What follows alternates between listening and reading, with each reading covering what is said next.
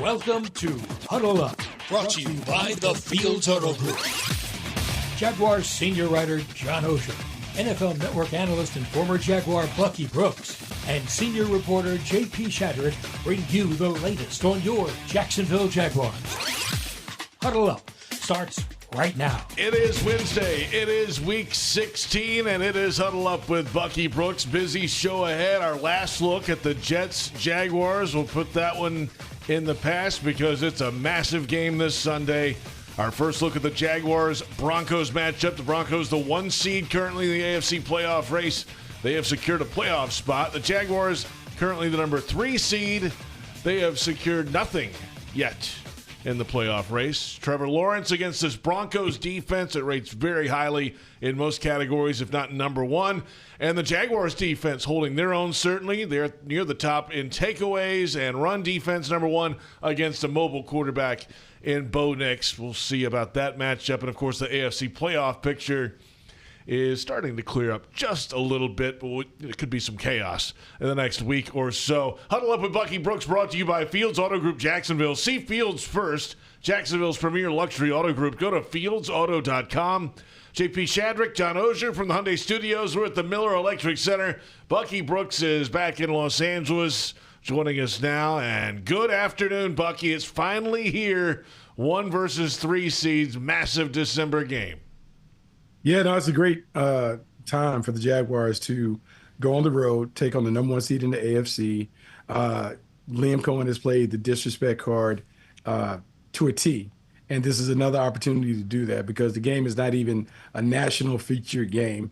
It's in that weird hour, 4:05 Eastern, where it's regional, not national. And so it's another fight for respect, but it's fight for respect against a really, really good football team. Yeah, and I think this is, look, I'm not big into the respect card. JP, you know me for a long time. And usually it's overplayed or played when it shouldn't even be played, right? Like you hear, this one is it's legitimate. I mean, the Jaguars are 10-2. I'm sorry, 10-4, and are playing as well, with apologies to the Broncos, are playing as well as any team in the AFC. I get that they haven't had the long winning streak, but the Jaguars are beating people, and have beaten good teams all year. I've been saying it all year. If the Jaguars' season belonged to the Chiefs or a team that people thought was good, this game would be playing it up as a showdown. It's a showdown between the 2 top teams. So, play that card because I don't think, and looking at it objectively, I get the Broncos are favored by a couple of points. I don't think this is a case. This is not 96. Mm-hmm. When the Jaguars went out, they came out of nowhere. They were a Cinderella. Right. The Jaguars aren't a Cinderella. Mm-mm. They belong in this game. They belong in this fight, Buck. Is it Rocky? It's not. It's certainly not that. It's not a Rocky story. To me, it's very reminiscent of when the Jaguars went on the road early in the year against the 49ers. Yeah. I think that game, they have a lot of experience in these games from this season.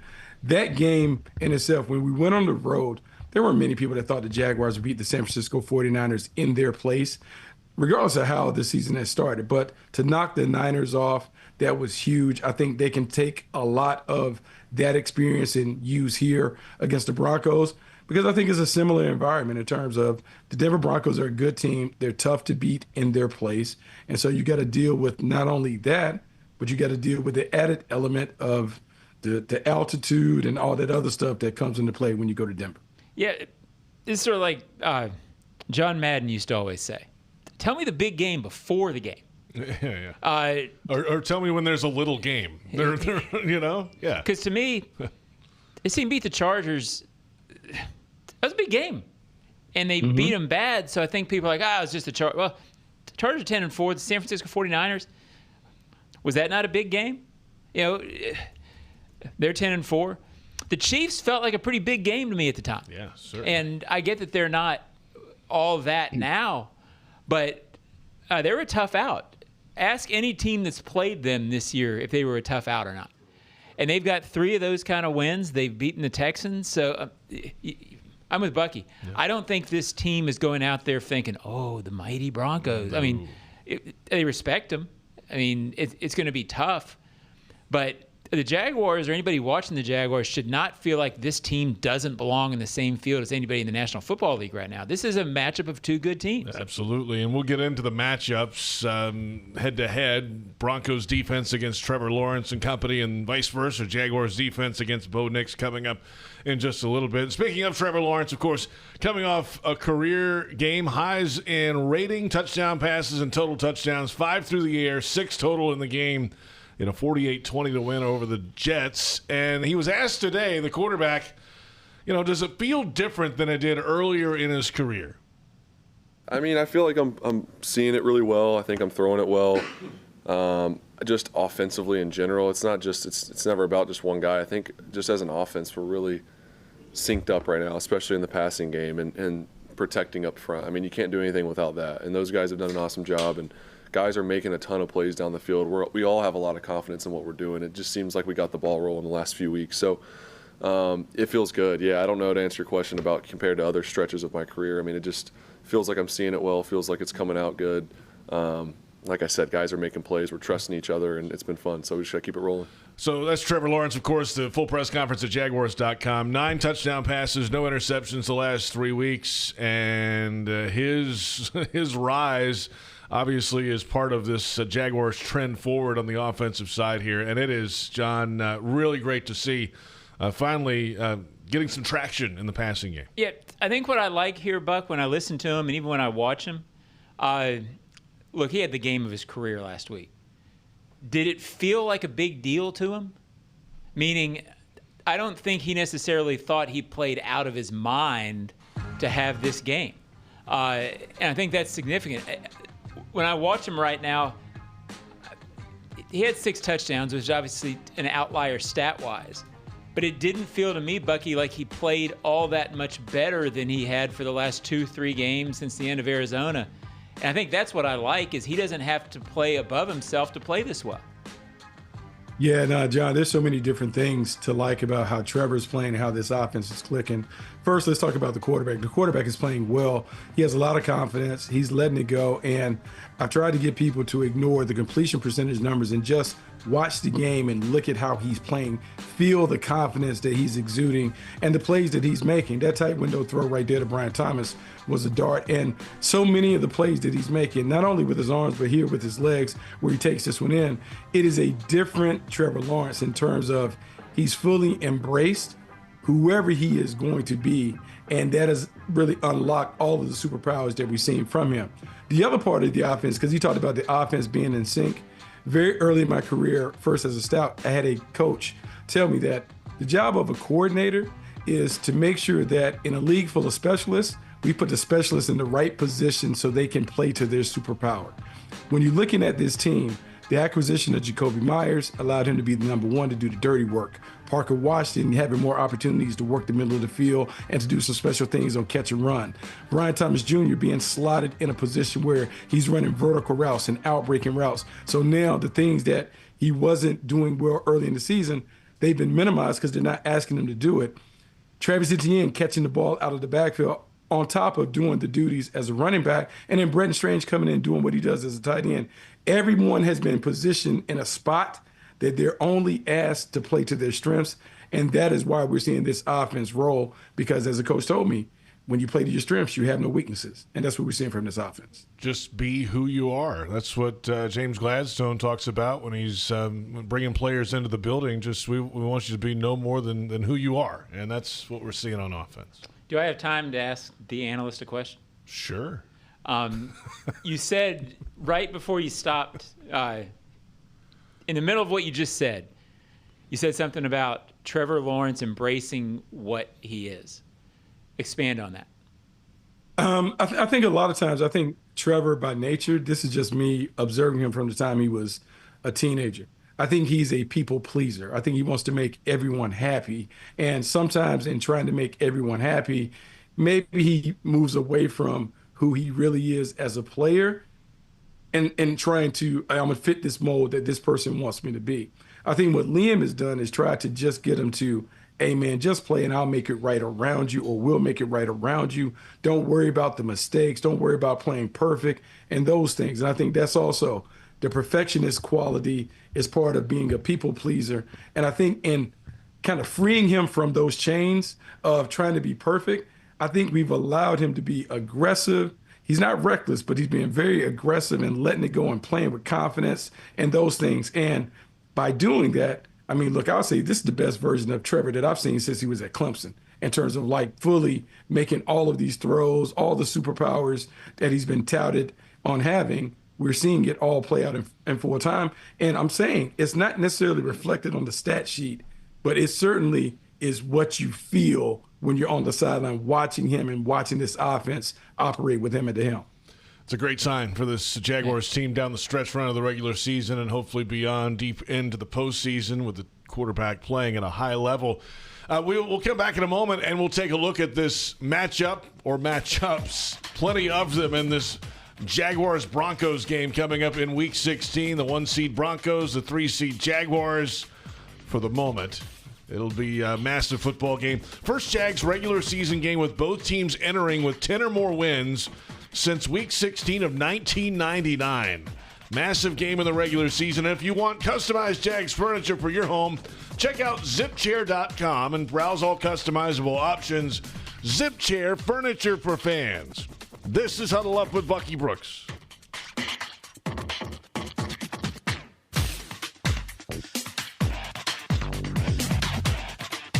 Hello, I'm Dan Fields. For over 50 years, Fields Auto Group has been America's premier family-owned luxury auto group, selling the most iconic brands in the world. We understand the luxury customer and provide an extraordinary car buying and service experience. It's not just about selling cars. Fields is focused on building lifelong relationships. We invite you to visit Fields and enjoy an honest and memorable luxury car buying experience.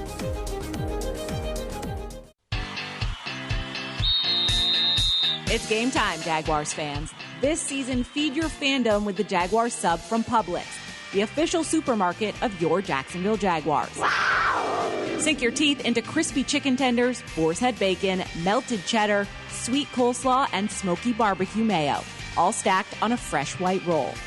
Taste the hype only at Jacksonville Publix locations. Publix, where shopping is a pleasure. Hi, it's Sam Kavaris. You might know that Echo East Coast Transportation is the official transportation provider of the Jaguars. I've been a client of theirs for more than 30 years because they're from here and they're Jaguar fans too. So if you're looking for prearranged transportation from the simple to the complex, call them at 904-631-5466 or find them online at ectjax.com and use the code SAM in the special instructions box for your 15% Jaguars discount. And if you want to talk Jaguars, they can do that too.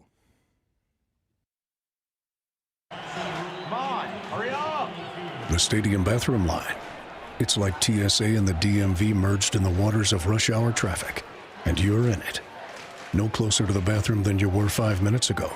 Just closer to, well, going to the bathroom. You know what actually takes a minute?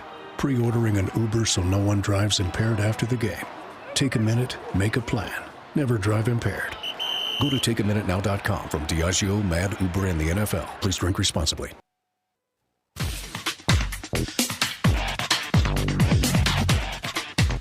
And they'll go play a competitive, meaningful game in December is really what it comes down to. And in a hostile environment, very quality opponent, team that's won the fourth quarter in a lot of football games over the last 2 years. And so it's a great opportunity for us to go, compete and earn everything we get.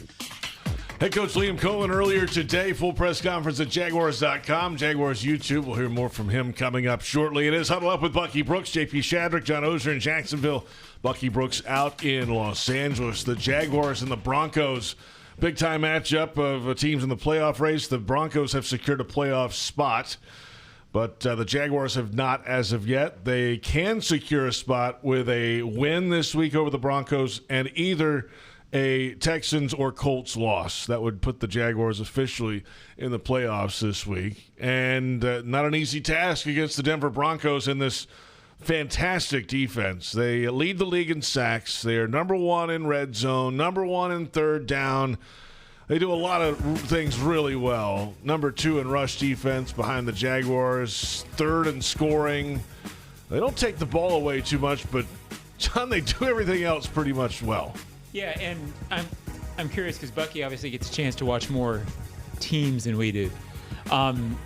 Bucky, is the reason for their, quote, lack of takeaways, is there scheme stuff in that? Like, do they do certain things that they just attack very well and they're not as concerned about takeaways for that reason? No, like what the Broncos have done is really interesting. They are a pretty basic defense in terms of it's a lot of four-man pressures. They do what they call simulated pressures. So it's four guys coming, but that fourth guy can come from the second or third level. But it's not considered a blitz because only four guys are going after the quarterback. But they are very, very balanced when it comes to their pass rush. If you look at the numbers, Nick Bonito, John Cooper, Zach Allen are the guys that are the primary sackers. But it's crazy because they have this four-man rush, and then they play what is kind of, you hear Liam refer to kind of like man-match coverage behind it, where it's man-to-man, but on certain crossing routes and things, they'll switch and pass it off. And it's kind of jumbled for the quarterback to figure out what they're doing. And what is it? What is on the Nickelodeon? It's like slime. So remember in Nickelodeon, Sure. they put the slime on you, it's just kind of gooey, and you just can't figure out what they're doing. They make it very, very difficult for the quarterback to decipher what's going on. But the receivers on the outside, they have to win their one-on-one matchups. And I'm going to be honest, they got a great collection of DBs. Pat Surtain, the second, is reigning defensive player of the year. Riley Moss is good. They got other young guys in the back end playing. It's a very talented defense, a well-constructed scheme, and they just get after the ball with great passion. It will be very similar to facing the Houston Texans defense. I think that's the best comparison that I could give it. But are the Broncos as just all-out physical up front as the Texans seem to be, or are they more speed and get there with athleticism? Because that's what really gave the Jaguars trouble that day. Yeah, no, I would say they have physicality, but they're definitely a more speed, athletic-oriented defense, and that's not being disrespectful to how they get down. Sure. I would say that of the two, if you compare the Broncos to the Texans do it with force and feistiness on top of the talent, whereas the Broncos are fast. They do a great job of matching up and doing the things in coverage, and they go. And I think it's because of the makeup. Vance Joseph is a former defensive back, so a lot of it is more coverage-based, where D'Amico Ryan's linebacker coming downhill, which is more front, physical, let's impose our will on you. But both great defenses. But this Broncos defense is legit, and I just can't wait for the challenge because, to me, this will be the biggest defensive challenge that the Jaguars offense has faced. And we're talking about an offense that's put up 25-plus points in 7 straight games. Wow, bigger than the Rams and Seahawks. Wow. Because the Seahawks would reach out. I mean, yeah, those three teams they played in that 4 weeks was good. Yeah, I think the difference between the Seahawks and the Broncos comes to the back end. And we're certain the second being back, just being able to lock up. But that, once again, John, you talk about, that's another good defense. That's why when we talk about big games and everyone is making a big deal, we've seen about as good a slate of teams as you can find. Like, if we're not ready in terms of this game and who we're facing, then we just have done a disservice in terms of getting prepared. But we face all the heavy hitters that you can possibly face on a regular season schedule. Yeah. How do you attack it, this defense? How would you go about it, OC?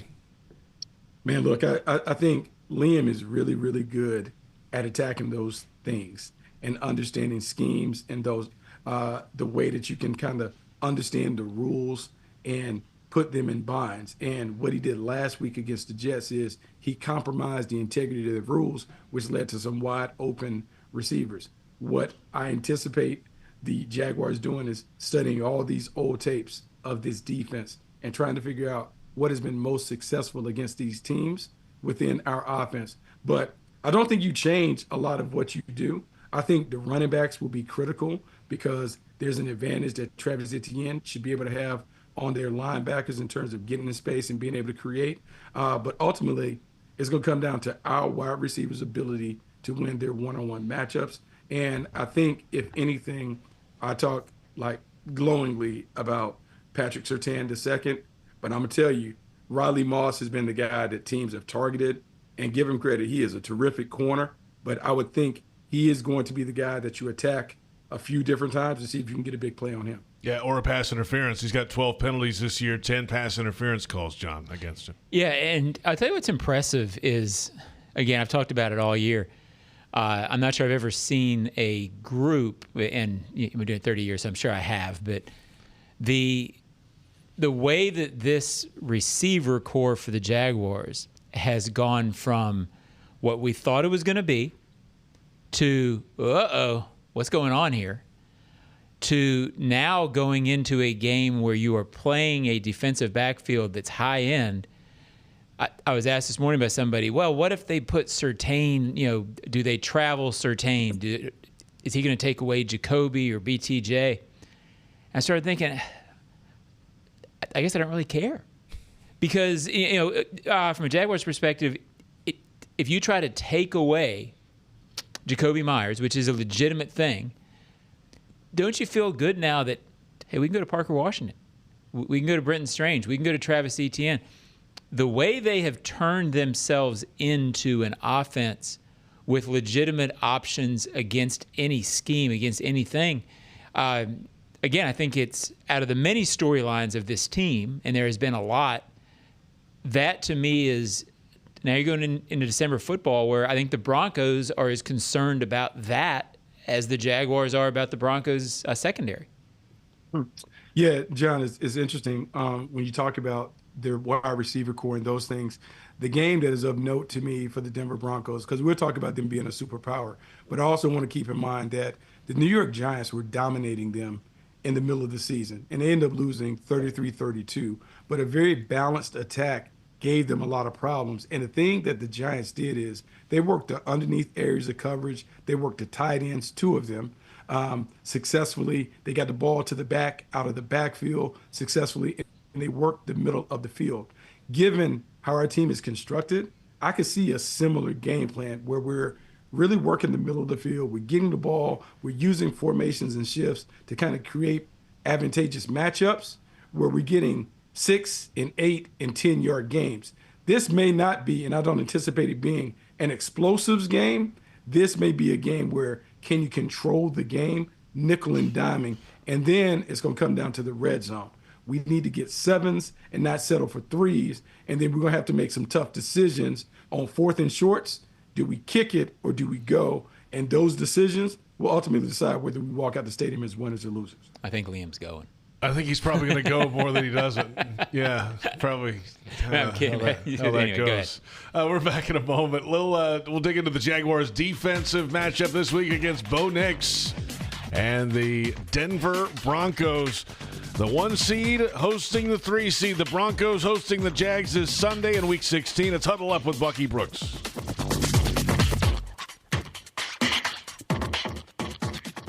Hello, I'm Dan Fields. Finally, inventories and prices are customer friendly. That's because summer's here, so let's keep it real at the Field Summer Sales Event. We have vehicles on the ground and ready to go. All new makes and models to choose from, even electric cars and SUVs. Stop searching for your next luxury vehicle and see Fields first. And get an incredible offer like this. Right now, save up to $10,000 on remaining new 2024 Porsche models in stock at Porsche Jacksonville. Go to PorscheJacksonville.com. The kick is up. It's good! Field goals for Firehouse Subs are back. That means when the Jags score from deep, you do too. Anytime the Jags score a field goal that's 40 yards or more, you can get a free medium sub with the purchase of any other medium sub online or in the app for 4 days following the game. So cheer on the Jags, watch for the big kicks, and get your buy one, get one free medium sub at participating Firehouse Subs throughout Jacksonville when you use the app. The hottest subs in Duval. See firehousesubs.com for offer terms. Chelsea here. Ready to upgrade your windows or patio doors before the new year? During Renewal by Anderson's December sales event, buy one, get one 40% off. And with 0 down, 0 payments, and 0 interest for 18 months, it's never been easier to say yes. Renewal by Anderson's acclaimed impact windows are built for Florida, designed to help you save on energy bills while keeping your home comfortable year-round. Offer ends December 31st. Restrictions apply. Visit bestwindowsflorida.com. License number CGC 1527613.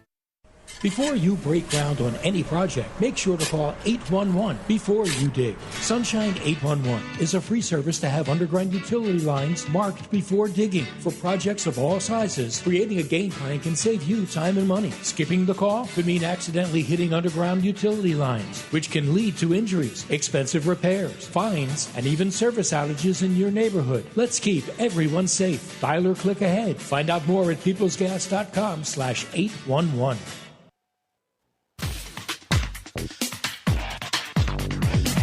I think it's a combo, right? We watched it today, a bunch of clips of it this morning as a team, and how much in unison that is and how much that does play a part. You know, I showed some clips of guys, you know, feeling like they had something covered or may have had them down or corralled, and then the play's not over. It's definitely one of those things that's one of his best traits, is just going and being a football player. He's a coach's son who understands the game. That's the head coach, of course, Liam Cohen, earlier today discussing Bo Nix and the plan against him. A little bit of the plan against him. More rush, more coverage. Well, it's everybody, and welcome back. It's Huddle Up with Bucky Brooks, J.P. Shadrick, John Oehser, and yes, Bucky Brooks. In time for our defensive coverage of the game presented by GEHA, Government Employees Health Association. Benefits for federal employees and retirees, and we take a look at the comparison between these two defenses. We saw some of the Broncos numbers earlier. Well, the Jaguars, no slouch themselves. Top 10 total defense, number 1 still against the run in the NFL. Third downs, red zone, middle of the pack, second in the league in takeaways. 26 of those this year, and a top 10 scoring defense. And yes, they're going against Bo Nix this weekend, and he hasn't been pressured a lot this year. They've only allowed 17 sacks. He's mobile. When he is successful, like he was last week, certainly, Bucky, 5 touchdown passes, where does he find that success, and how does this Jaguars defense bother him? Look, I'm going to say this. He's a really good player, and he's always been a good player, particularly after he made his move to Oregon. He has a lot of experience, and what Sean Payton does is he appeals to his intelligence and his athleticism.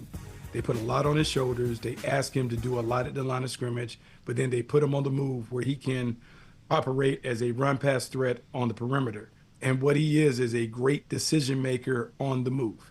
He will put you in binds. He will find the open guy down the field. He will tuck it and run when he needs to. He doesn't take big hits. He is just a really, really good football player. And because he's so experienced and because he is he's a team guy, Sean Payton coaches him hard, but he responds to it. He is a very efficient and effective quarterback, and you have to take different parts of their offense away to kind of get him, I would say, unnerved.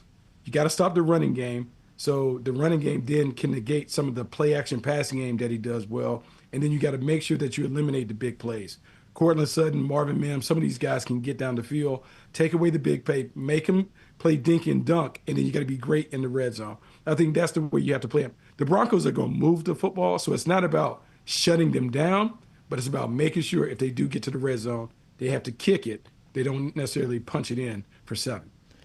Yeah, I think, too, Buck, it sounds like this is also one of those games where you don't want your defensive backs pounding on the ground after plays. You know, and I say that a lot, but there are certain games where, you know, the takeaway opportunities when they're there, you know, you want to take advantage of them. Last week they got somebody, you felt like they were going to win without them. The Jaguars, after that hot start with takeaways, have done a remarkable job of sort of maintaining their pace at a good pace late in the season.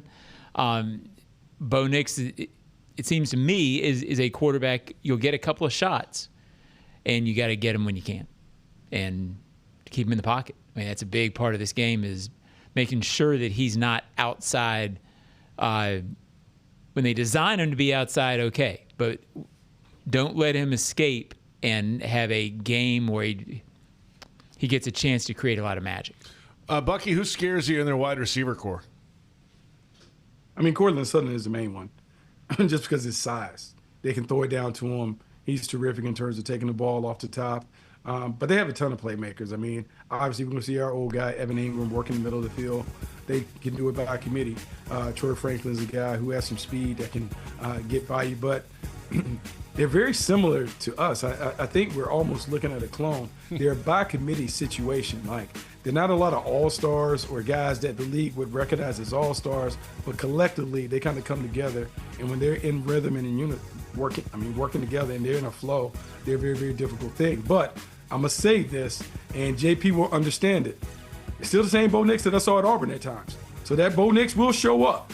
And the Jaguars have to make sure that they can bring that Bo Nix from Auburn to show up. And I know all our people that have been around the SEC, they remember that Bo Nix. And so when I wax poetically about Bo Nix, I know it's hard for those people that have been down in the South that have seen him with the Tigers to be like, man, Bo Nix is really a dude. I mean, he's a dude, but we'll put an asterisk by it. Yeah, he had that classic deer in the headlights look at times on the plains before he went out to Eugene and got a little of that magic out there. So see if the Jaguars defense can get that done this week. Hey, we're back in a moment, and we'll get our final thoughts. It's a big ball game. It's a really big ball game. Big. It's the next ball game, John. Yes, it is. Yes. You cannot deny that it is the next game. It is the next one up. And it's the Jaguars and the Broncos in Week 16 coming up. It's Huddle Up with Bucky Brooks. Hello, I'm Dan Fields. Finally, inventories and prices are customer friendly. That's because summer's here. So let's keep it real at the Field Summer Sales Event. New inventory is arriving daily. All new makes and models to choose from, even electric cars and SUVs. Visit Fields today and find the fit for you. And get an incredible offer like this. For a limited time, get $3,000 off all Lexus TX 350s in stock at Lexus of Jacksonville and Lexus of Orange Park.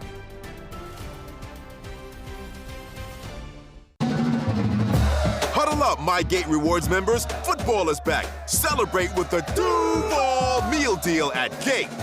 Right now, grab a personal pizza and any 20-ounce Coca-Cola soft drink for just $4.99. No matter what combo you choose, this meal's the perfect play. Happening now through January 5th, 2026. See store for details. A deal that's a victory for every fan. Gates got you. Watch the game, host your crew, or just unwind at BC Grill and Patio at Sheridan Jacksonville, part of the Marriott family of hotels. Enjoy craft cocktails, tasty bites, and indoor-outdoor seating perfect for watch parties, happy hours, and events. Mention this radio ad for 10% off food and drinks. Visit SheridanJacksonville.com or call 904-564-4772. What's the best part about lawn care during the winter? You can give it a rest. Lawns only need watering up to once a week. Really, that's it. Using less water means you're saving time and money that you can put towards something else. Before you run your sprinklers, remember, give it a rest and only water up to once a week. For more information, visit waterlessflorida.com.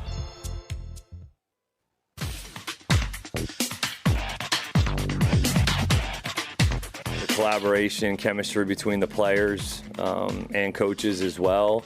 The trust level, I think, is maybe a little bit more collaborative and unique at this time in terms of, look, we've been through a lot of games together. We've been through a lot of weeks, a lot of practices, a lot of walkthroughs, a lot of meetings. And I think at this point in the season, there's a trust level between all of us that I think they trust that we're trying to put them in the best position to be successful, and I trust that they're going to go out and play their ass off every Sunday. So that's something that's pretty fun to watch. Liam Cohen, earlier today, full press conference at Jaguars.com. Welcome back. It's Huddle Up with Bucky Brooks, brought to you by Fields Auto Group Jacksonville. See Fields first. Jacksonville's premier luxury auto group. Go to fieldsauto.com. The Broncos hosting the Jaguars this Sunday in Power Field at Mile High. The site, 76,000 fans or so expected to be in attendance.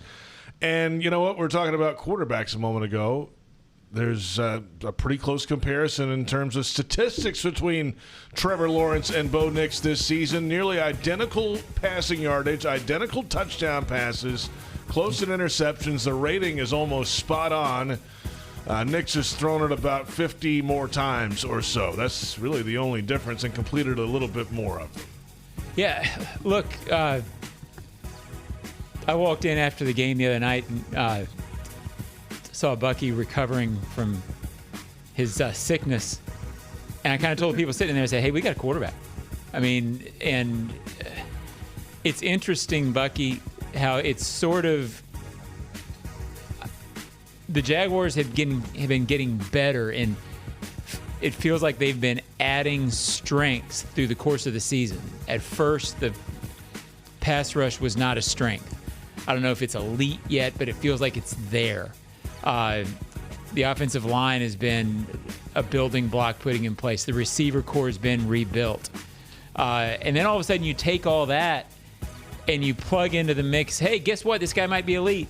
And elite's a big word. He's not elite yet, but he's sure playing like it. So you've added this, what an incredible dessert topping to throw on the meal. Because that's guess what? That's the most important topping, is that quarterback. But I feel like it's all coming together. Yeah, I mean, John, look, both of you guys have been around the organization for a long time, and I would say that this is one of the better coaching jobs that I've ever seen in terms of how the team starts and the way the team is finishing, and how the team has continued to improve over the course of the season. You always hear about great coaches talk about we want to play our best ball at the end of the season, but there's a process to being able to do that. And some of that process can be ugly, because we went through some ugly moments, some ugly stretches and those things, and all the drops with the wide receivers, the musical chairs with the offensive line, weeks and weeks without having a pass rush or registering a sack up front. But the consistency of the coaching staff in delivering the message, the consistency of doing the same things weekly, not changing the practice routine, not changing the schemes, not overhauling things, chasing the result, but really focusing on the process has paid off, because the team has just gotten better. And now you're looking at a really, really good team that is playing its best ball in the most pivotal part of the season. And so I'm just excited for that. And regardless of the result that people are talking about on Sunday, I think the feeling is this team is going to play well once we get into the tournament. And I think that's very, very exciting for everyone around the Jags. Yeah, it's Trevor's in an interesting spot, because so many people wrote him off. And so many people just started saying, oh, he's this or he's that. What he is now is a guy playing at a pretty high level. He's got experience in these games, remember. I mean, he's been in the postseason. Absolutely. He's been through 22 where you're playing with every game really, really mattered. He made mistakes in those games, came through. But, it's not like this is a kid in his first moments. He's a guy who can – Bo Nix was playoff quarterback last year. This may be a new Trevor Lawrence, but the experienced Trevor Lawrence is still in there somewhere, and I think that'll serve him well. I think this is not a team. I don't think Travis Etienne's been here, Josh Hines-Allen's been here, Trayvon Walker's been in the postseason. So again, that whole thing where they're upstarts and new, I just don't think it applies to this team. I'm not going to say it's been the Chiefs where you've been there 10 years in a row, but I keep going back to that theme. These guys. The overriding feeling of these guys is they belong in this moment. This is a big deal, but it's not a big deal where they're wide-eyed about it. No, they're not wide-eyed about it. And I think it's really important that the people that are listening understand, because you guys talk to the players all the time. The synergy between the coaches and the players in terms of how they approach the week is about as good as I've seen anywhere. Like when you have the coaches talk about, man, before we can even think about next week, we got so much to dive into today on Wednesday. We just got to make sure that Wednesday is great. And a lot of time that's like coach speak and all coaches talk like that or whatever.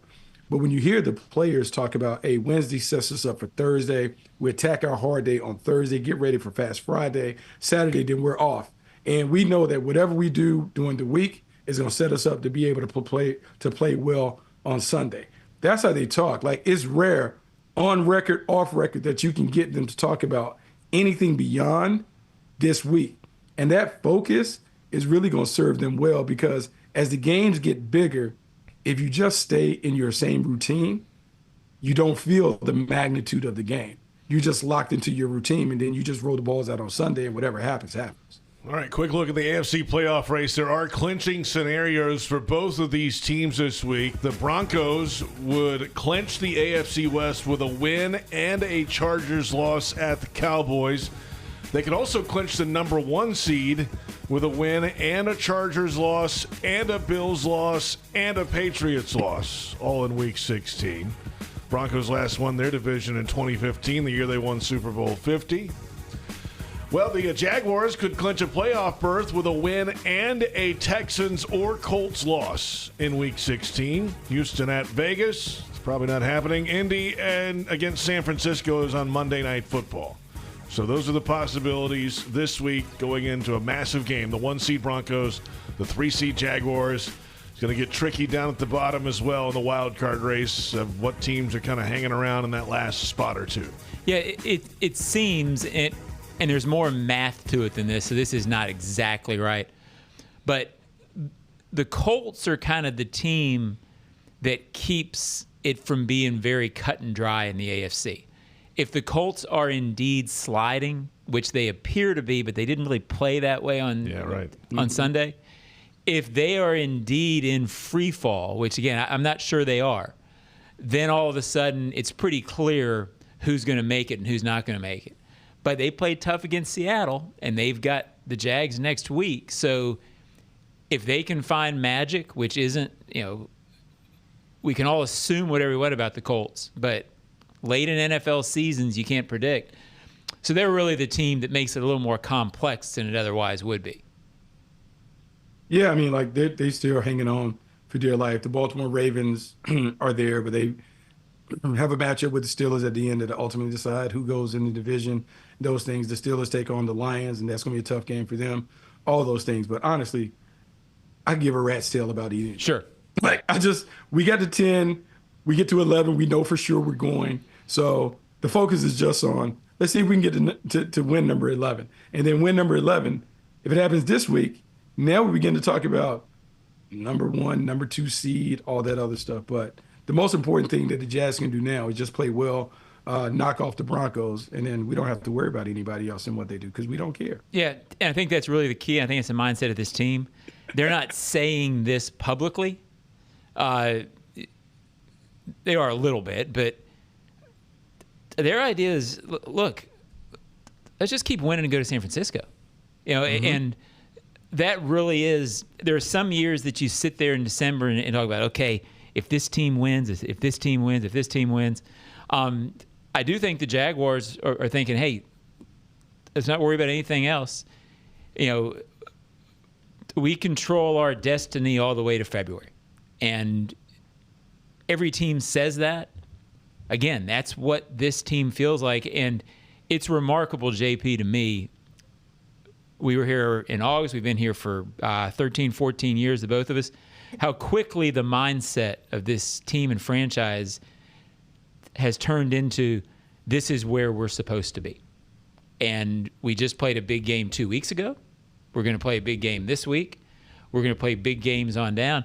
And there's not a wide-eyed feeling about this. Yeah. I know I'm repeating myself from all show, but that's really the feeling you get from the organization is they're not concerned about other teams. It's, hey, we're a team that other teams need to beat. Yeah, and you know what? Hey, our starter goes down. Let's go get another guy who can contribute, and we'll trust him, and he'll learn the offense or the defense, and we'll plug him in there. Oh, it's an 8-year veteran who's never made a start. Right. Let's start him, and let him play on the defensive line. And to get there in less than a year with putting this together, is I know. Win, lose, whatever Sunday. That's remarkable, Buck. Yeah, it's crazy, and I hate to be the guy that broke out of form because I just talked for 45 minutes about 1 week at a time, 1-0, whatever. But hey, man, I've already booked my hotel. I got my outfit lined up. I'm ready for February. So whatever it is, whatever it's going to be, I'm going to talk about 1 week at a time. But I fully expect to be in Levi Stadium like we were early in the year. You're buying dinner that Saturday. Yeah, you're buying dinner, Bucky. It's on you. And we're going to have a busy radio week. I will Big happily. Bucks Buck. Happily. Big's Buck is buying dinner. Happily buy dinner in the Bay Area. No problem at all, JP. Okay. A lot of football to go. A lot of football to go between now and then. Bucky, have a great week, and we'll talk to you in Denver this week. Appreciate it. All right, guys. We'll see you. Bucky Brooks out of here. John Oehser. I'm J.P. Shadrick. Thanks to our entire crew, Joe Fortunato, Brent Reber, and thanks to you for watching and listening. It's Huddle Up with Bucky Brooks.